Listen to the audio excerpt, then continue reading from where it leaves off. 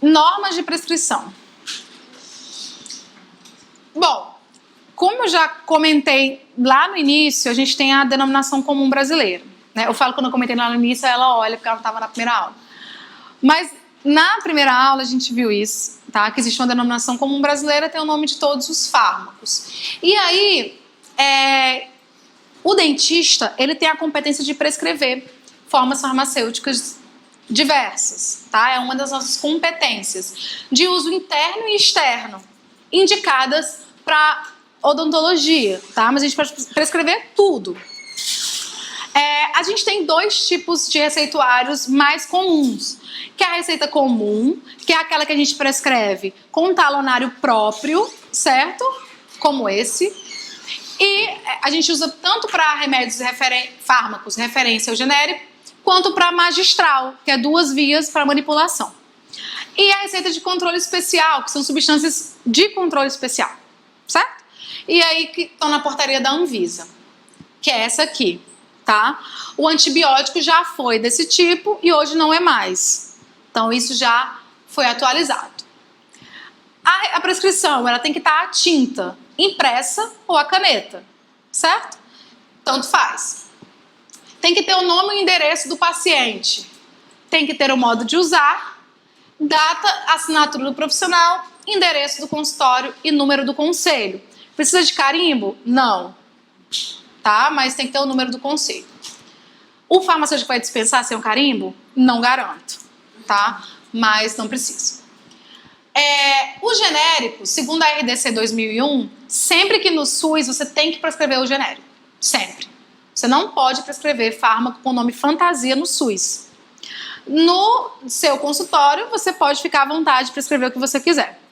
Se você não quiser que o paciente troque por um genérico no balcão, porque você não confia, você quer que seja referência, você tem que escrever que não autoriza a substituição. Ou você pode escrever não intercambiável, não trocar por genéricos, enfim, você tem que sinalizar, tá? E entre o público e o privado, não tem muita diferença de como você vai prescrever, exceto essa norma do genérico, tá? Sendo que no público você vai colocar o endereço da instituição, no seu você vai colocar seu endereço privativo, é a grande diferença, tá? O carimbo é opcional. Então, segundo a nota técnica da RDC, né, de 2013, você não é mais obrigado a colocar o seu carimbo. No cabeçalho, você tem o nome e endereço do paciente. A forma do medicamento. A Alenita traz o RX, que você bota embaixo um R com a perna cortada. Eu sempre boto isso, mas porque eu acho legal, tá? Que isso quer dizer receba. Então, você bota nome do paciente, aí você bota receba, uso interno. Mas o RX não é obrigatório, tá? É só para quem quer. E aí, uso interno ou uso externo, dependendo do fármaco, certo? Uso interno, em geral, tudo aquilo que toma, soluções orais, cápsulas, xarope, né, elixir. E uso externo, bochecho, pomada, creme.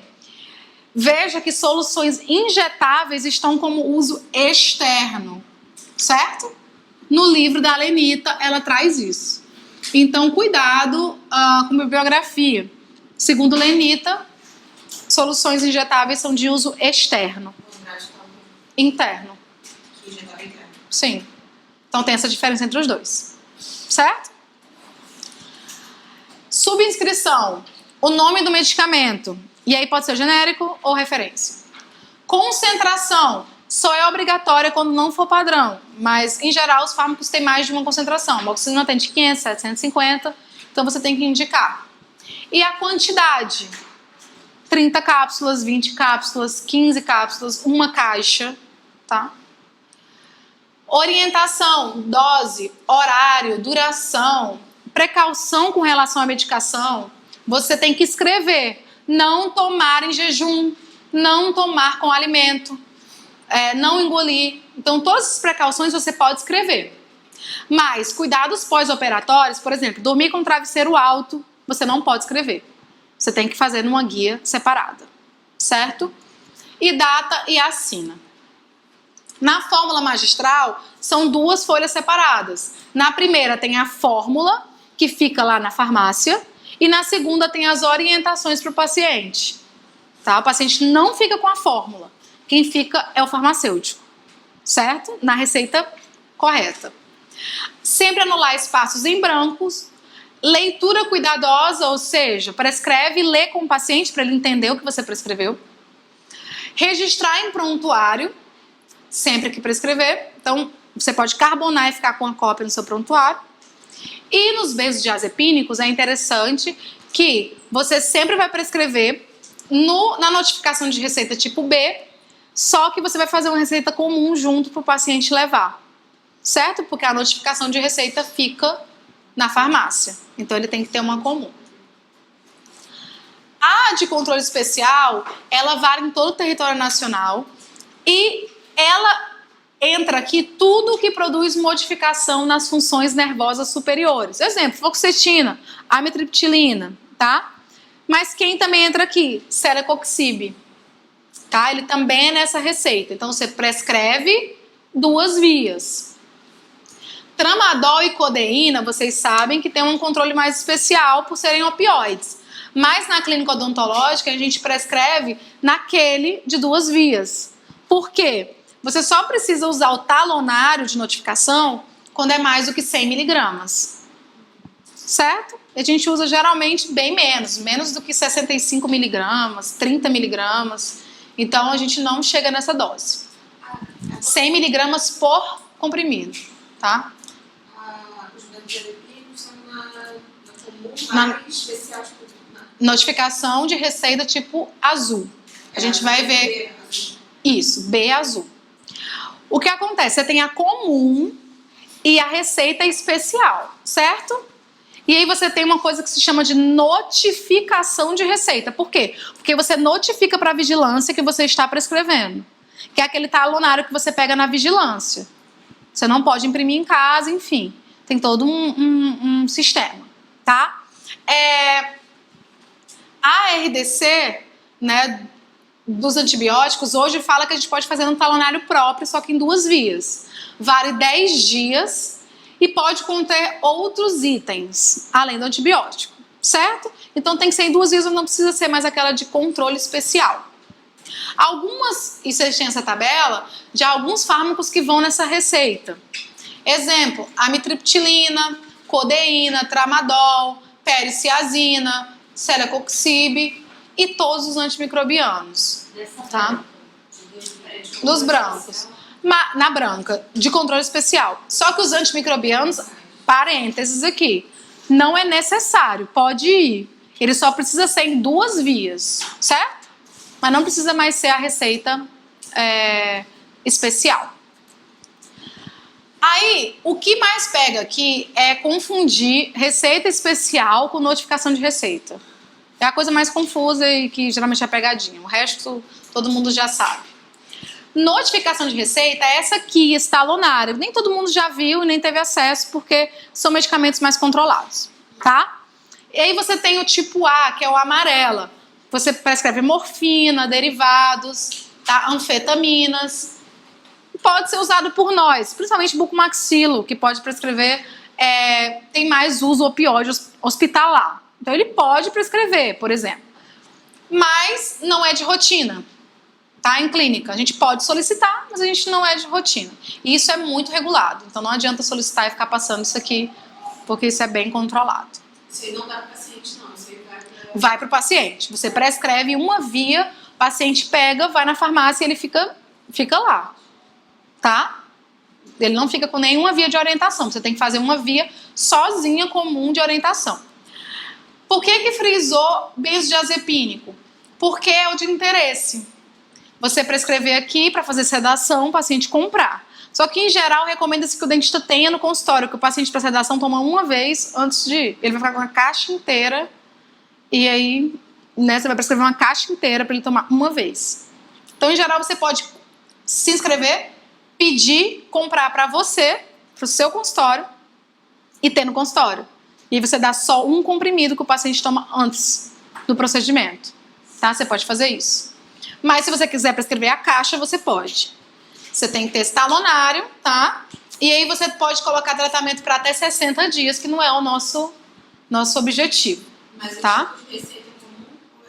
Não, o tipo de receita é essa, notificação de receita, benzodiazepínico vai aqui. Mas o que acontece? Tudo aqui tá dizendo tudo, ó, como toma, quantidade, bababá. Isso aqui fica lá na farmácia. O paciente não fica com nenhuma outra via, porque isso aqui não é carbonado. Aí o que você faz? Você pega uma comum e escreve. Tomar 1 hora antes do procedimento e tal. Entrega pro paciente, tá? Para ele saber como tomar. Você tem, aquela é a B. Você tem a B2, que também são derivados de anfetaminas, e aí só médico prescreve, a gente não tem acesso a esse tipo de receita.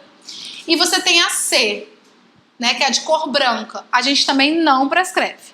Que aqui tá bem específico, tem até a grávida aqui desenhada, que já tomou Roacutan, que é a isotretinoína, é nessa receita. Notificação de receita. Então, é bem específico, de controle muito rígido. Porque aqui você pode adquirir, por exemplo, imunossupressor. Pode adquirir o Roacutan, né, que é a isotretinoína. Então, aqui só médico, tá? E tem um controle bem rígido. Então, principais elementos da notificação de receita. Notificação de receita é um talonário que você faz na Anvisa para fármacos específicos como benzodiazepínico, certo? Não confundir com receita de controle especial, que é aquela branca de 2 vias que a gente prescreve, por exemplo, celecoxib, amitriptilina, tá? Não confundir. E aí você tem aqui estado, o número que vai ser seu, que a vigilância sanitária vai identificar o talonário, seu nome, sua inscrição no CRO, impresso ou carimbado, o endereço, dados do paciente, medicamento, quantidade, dose, posologia, data de emissão, identificação do emitente, que é a gente, e do comprador, que não precisa ser usuário, assim como as outras receitas, pode ser qualquer pessoa, tá? Carimbo do fornecedor e os dados do talão, porque cada talão tem um número, folhas 10 a 20. Então já sabe que se perder a folha 11, se alguém te roubar, você pode fazer furtar o seu talonário, você pode fazer um BO, certo? E registra o número de folhas que foi perdido. Porque tem controle se alguém quiser comprar e vender esse medicamento. Porque isso aqui realmente é da cadeia, real, oficial. Tá? Então, tem muito controle. Então, sobre as novas normas de antimicrobiano. É isso que é mais cobrado. Porque o antimicrobiano, como mudou e depois mudou de novo, muita gente não sabe. E acaba que isso é bem cobrado, tá? Então, qual a validade da receita de antimicrobiano? 10 dias. 10 dias, certo?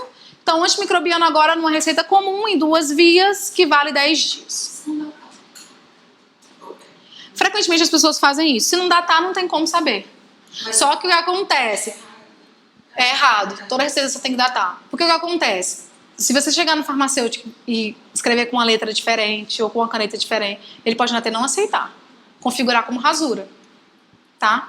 Então, tem que datar. Frequentemente, psiquiatras costumam fazer isso. Médicos que fazem um acompanhamento a longo prazo e deixam uma receita tipo de resguardo para você, se você precisar. Eles não botam, não datam. Isso acontece, mas não é certo. Tá?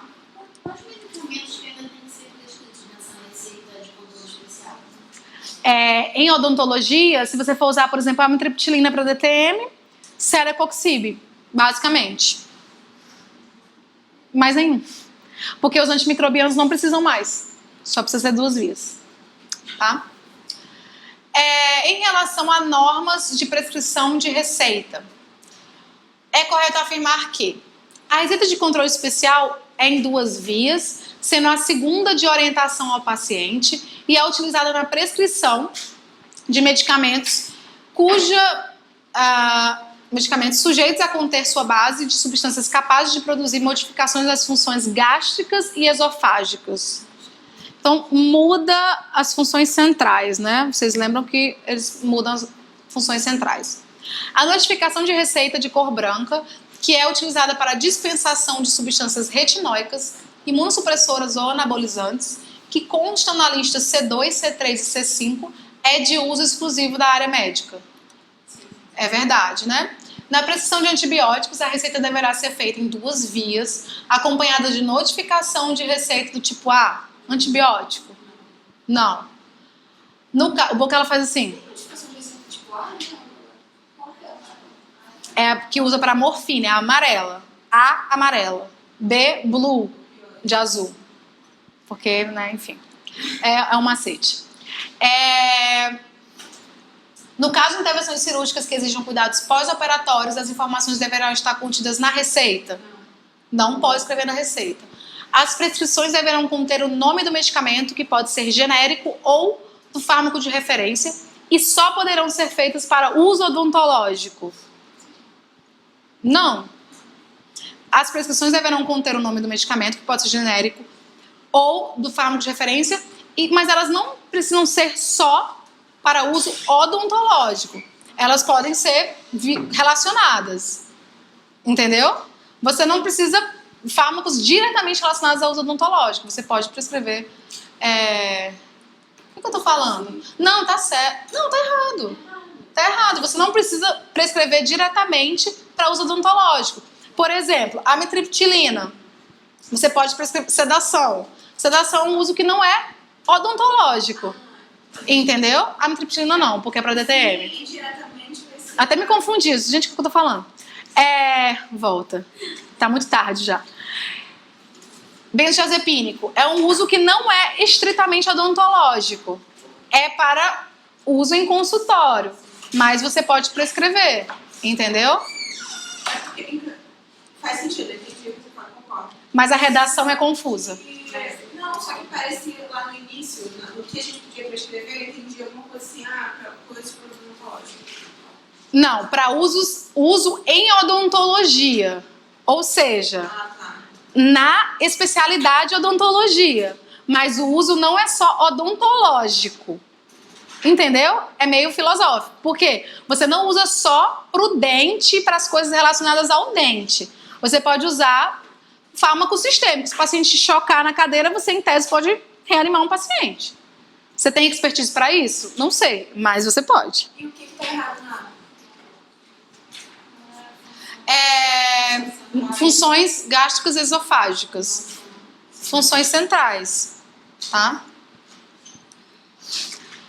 São normas gerais válidas para a prescrição, exceto: deve ser feita em tinta, letra clara, extensa e legível.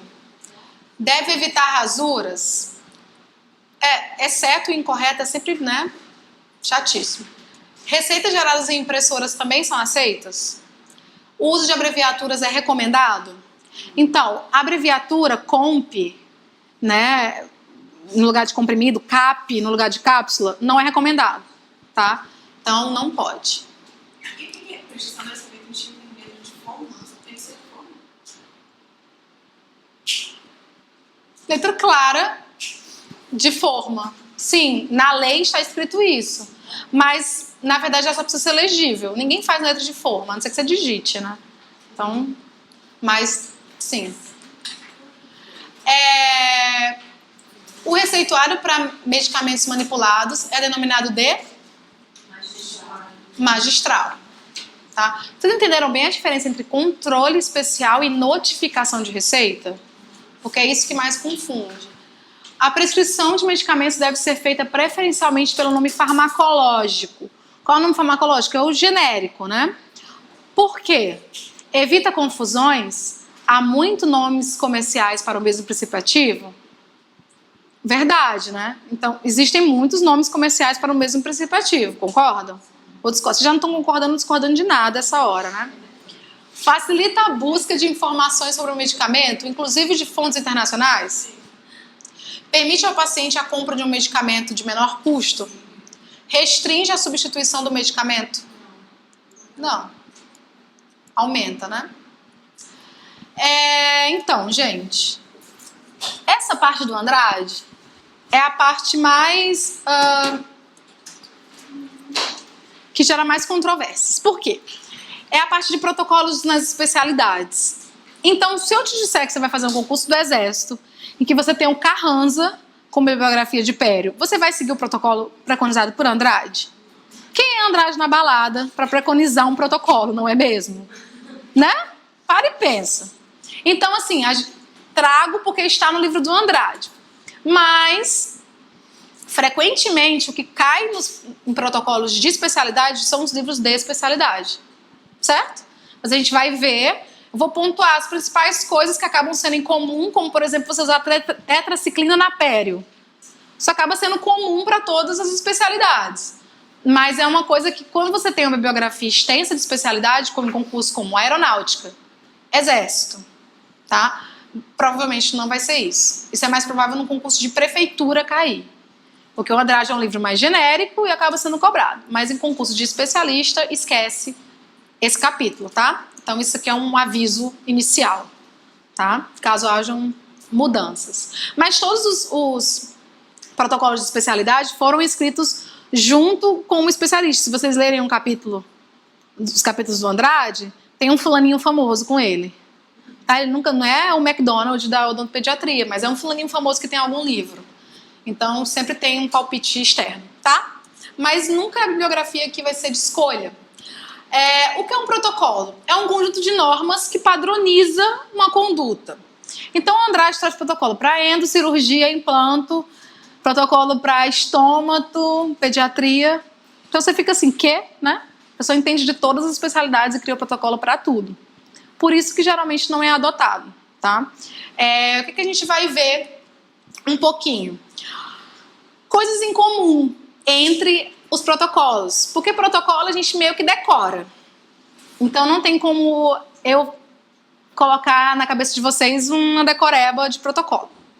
O que é em comum em todos os protocolos? O Andrade sempre recomenda sedação, por exemplo. Certo? Sempre recomenda sedação no paciente, a fim de evitar a liberação exagerada de catecolaminas. Isso tem em todos os protocolos. E aí, sempre, midazolam ou alprazolam, tá? Mesmo em ESO simples, ele recomenda sedação. Então, isso está em todas as especialidades. Bom, antisepsia, né, com clorexidina, também está em todos os protocolos. O que é uma coisa que também você vê em todo o protocolo? A questão do bloqueio. É porque a gente não viu o anestésico. Mas o que acontece? Né? Sempre isso, a gente não viu o anestésico. O que acontece? A articaína é um fármaco muito utilizado, né? E queridinho dos cirurgiões. Só que existe uma preocupação em relação à articaína causar parestesia. Certo? Então, o que é que tem em comum também nesses protocolos? Não usar articaína em bloqueio. Certo? A cirurgiã fica o quê? Por conta de possíveis parestesias, tá? Então, em todos os protocolos, aí você já vê a diferença de você pegar um Miloro da vida, um Peterson, e o protocolo não vai bater, tá? Mas, segundo Andrade, ele nunca usa articaína em bloqueio, por conta da ocorrência de parestesia, certo? No bloqueio, ele faz com lidocaína e complementa, né, com articaína infiltrativa. Então, você fica assim, exatamente, esse é o protocolo de Andrade. Analgesia preventiva em cirurgias menores, ele faz com dipirona ou paracetamol de segunda escolha. Cirurgias extensas, ele também usa midazolam ou alprazolam. Em caso de pericoronarite, antibiótico prévio, né, amoxicilina. Faz antisepsia intrabucal e extrabucal, tudo isso é igual. Com clorexidina, coisa bem telegráfica para encerrar essa noite. E analgesia perioperatória, aí vocês lembram do que a gente conversou sobre preemptiva perioperatória, que você falou um exemplo. Nos protocolos, o Andrade considera perioperatória, por exemplo, a dexametasona, porque ela é preemptiva, mas se estende até o procedimento, certo? Então, ele coloca como perioperatória. E se persistência da dor, controle com nimesulida. Bloqueio, sempre com lidocaína, Procedimentos longos, bupivacaína, raramente utilizado. Quem usa bupivacaína em clínica, mas em procedimentos longos ele sugere, tá? Com cuidados pós-operatórios como higienização, bochecho de gluconato de clorexidina. Considerações adicionais de Andrade. Terceiro molar inferior incluso. Aí ele fica citando alguns estudos que ele fez lá em Araraquara, em que ele usava betametasona com bupivacaína e mostrava que o paciente não tinha dor no pós-operatório, tá? Probabilidade disso cair no concurso quase remoto. O que acontece com a bupivacaína? Alguns profissionais usam ela como analgesia e anestesia.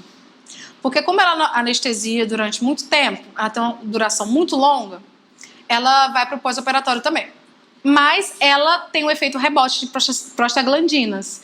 Então, na verdade, em 24 horas ela causa mais dor. Tá? Então, não é um regime analgésico recomendado. Tá? No caso de duração e trauma maiores do que esperado, betametasona na manhã seguinte. Na contraindicação de corticoides, usar nimesulida, ibuprofeno, ceterolar. Ele fala, até no capítulo de sedação, dos fitoterápicos. Valeriana, alguém já viu valeriana na vida? Maracujina, que é passiflora incarnata, que é a flor do maracujá. É sério, é passiflora incarnata. Então, ele cita como uma substituição ao benzodiazepínico. Porém, a eficácia desses fármacos é contestável, né? Nesse aspecto, como substituição, mas o paciente, por exemplo, uma contraindicação de benzodiazepínico, o paciente tem problema pulmonar e possa ter uma depressão respiratória, e você pode fazer uso desse tipo. Tá. Ponderar a presença de alveolite. Por que ele fala isso? Porque ele fala que controle de dor após 3 dias é desnecessário.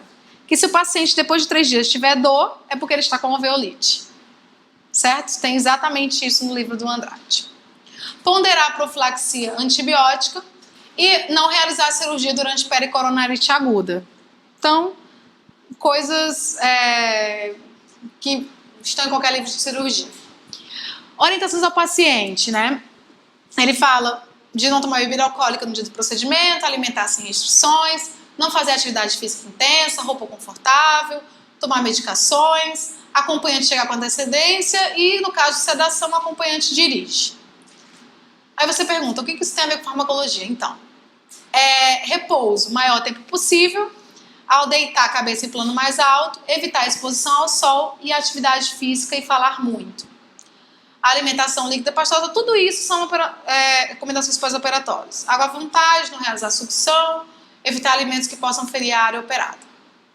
Cuidado com a ferida, colocar gás e não tocar na ferida, não cuspir sem necessidade. E a higiene bucal normal, com solução antisséptica de acordo com a prescrição, que ele sempre indica o de gluconato de clorexidina 0,12, tá? Para higienização.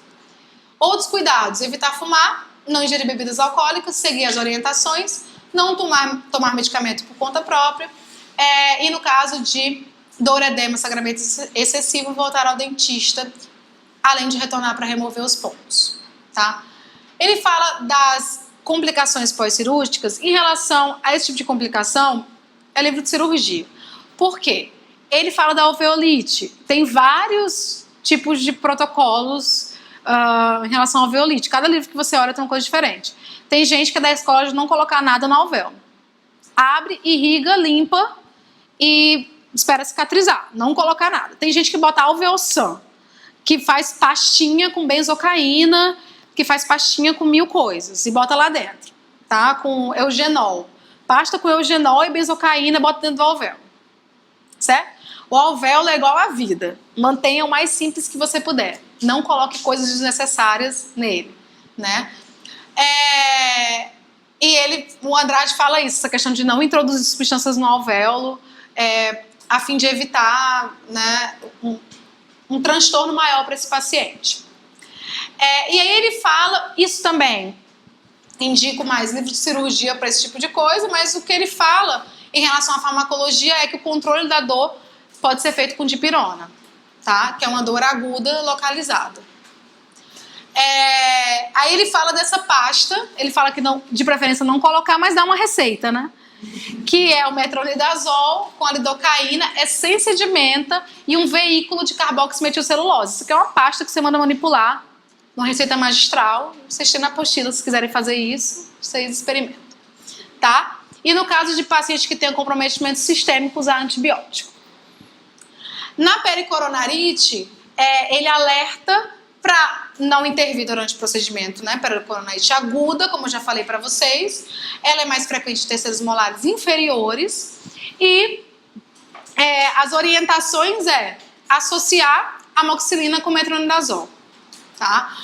E o controle da dor pode ser com os AINES. Hemorragia, medidas de ordem local, né? Contenção da hemorragia. E pode ser devido a fatores locais e sistêmicos, como, por exemplo, o uso de fármacos que interfiram na hemostasia. E ele fala sobre a questão de manter a calma, anestesiar, manter a gase no local, comprimir, né? E, em caso de melhora, pedir para o paciente morder gase e ser liberado. Se controlada, cuidados e retorno. Se não controlada, hospital. Então, não temos muito o que fazer nesse sentido. Na questão da parestesia, o Andrade comenta da questão, principalmente, da articaína, tá? Existem estudos que mostram que a articaína, realmente, ela tem uma maior incidência de parestesia. Mas não se sabe se é porque se usa muito ou se é porque ela realmente é mais tóxica, certo? Porque hoje ela basicamente é o único fármaco utilizado para anestesia no mundo, tá? Por conta da sua grande difusibilidade, ser mais segura do ponto de vista de metabolismo. Então não se sabe se ela causa parestesia porque ela é tóxica ou se tem sido observado mais parestesia porque ela é muito usada, tá? Mas ele sempre pondera de não utilizar em bloqueio por conta de ser tóxica para o neurônio, tá? Aí ele também comenta de possíveis causas de parestesia, que seriam atingir diretamente o nervo, né? Que isso aí no Malamed tem um capítulo só de emergências, de coisas que podem dar errada, para deixar a gente meio maluco, em anestesia, e não imergir em soluções desinfetantes. Então, nunca colocar o tubete de molho em álcool, iodo, enfim, em nada. Tá? E o enfisema, que também tem no Malamed, que é a introdução de ar nos tecidos, que geralmente é indolor, mas que pode ser tratado em alguns casos com antibiótico terapia. Então, em relação à cirurgia e farmacologia, o que cai? Tá? Quando usar antibiótico ou não, esse tipo de coisa. Que é essa primeira questão, por exemplo, caiu no CADA, numa específica de bucomaxilofacial, em que os livros textos adotados, na verdade, não é o Andrade, mas o conteúdo que cai relaciona com o que tem nele, tá? Então, considerando o uso de antibióticos, o que é incorreto afirmar que ele está indicado no tratamento de quê? Então, onde o antibiótico não é indicado aqui? Alvéolo seco, infecção com tumefação difusa, infecção que envolva espaços faciais, infecção que proporcione aumento de volume com evolução rápida. Então, onde você não usa? Esse tipo de questão bate na tecla de você não usar alvéolo seco, alveolite, né? Antibiótico na alveolite. Não introduzir nada no alvéolo. Em relação a medicamentos para controle de dor pós-operatória, marcar VOF. A administração pré-operatória de anti-inflamatórios não esteroidais retarda o início da dor e diminui sua intensidade?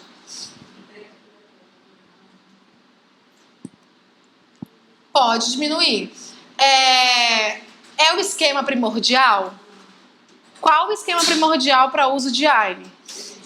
Preventivo, depois da intervenção. Tá? Qualquer esquema analgésico deve incluir uma droga não opioide, mesmo quando necessária a utilização de analgésico opioide para controle de dor? Controle de dor pós-operatório. Sim, né? Em odontologia, se associa, mesmo quando você coloca um opioide, você administra junto com um não opioide para você não dar uma dose muito grande do opioide, certo? Faz esse tipo de associação. Os opioides agonistas puros, como a codeína e a oxicodona, não devem ser utilizados em associação com anti-inflamatórios? Não, né? Eles são usados. Tem formulações em associação. No controle da dor pós-cirúrgica intensa, a via oral de administração para analgésicos opioides e não opioides é contraindicada? Falso, não é contraindicado. Os analgésicos opioides agonistas puros são a droga de primeira escolha em casos de dor que não respondem a agentes não opioides. Verdadeiro, tá? Polêmico. Isso aqui, na prática, o que se faz? Segundo Lenita, você não é responsivo a não opioides. Qual seria a primeira conduta? A associação e não partir direto para os opioides, certo? Mas essa bibliografia é de cirurgia e ela fala que não responsiva a não opioides vai direto para os opioides. Então, a sequência correta, de acordo com a banca, é a letra C, tá? Paciente portador de válvula cardíaca protética e que vai realizar um procedimento odontológico invasivo. As medicações de escolha podem ser todas abaixo, exceto qual fármaco aí não é usado para prevenção de endocardite? Metronidazol. Essa foi bem fácil, né? Periodontia. O que o Andrade tem a contribuir em periodontia? Muito pouco em relação à Linde Carranza. O que ele traz em relação à antibiótico terapia? Que a tetraciclina é bastante utilizada e a associação de metronidazol e amoxicilina. Tá? No caso do abscesso, pode fazer uma dose de ataque com amoxicilina e sempre drenar um abscesso. Tchauzinho. E a analgesia preventiva também sempre com dipirona. Periodontite, lesão endopério. Ele comenta também sobre possível tratamento endodôntico e associação dos dois. Tá? Ele fala sobre procedimento de regeneração tecidual guiada, que é um procedimento que provavelmente ele não domina. Mas ele cita que é uma alternativa no tratamento de lesões desse tipo. No caso de doenças periodontais agudas, né, que é a gengivite ulcerativa necrosante e a periodontite ulcerativa necrosante, que são doenças de etiologia mal definida, no caso da gengivite é a mais proeminente. Eu tive GUM uma vez na vida e perdi uma papila, acredite. Foi muito triste, foi no mestrado. Então eu perdi uma papila, mas foi lá atrás e não interfere na minha estética.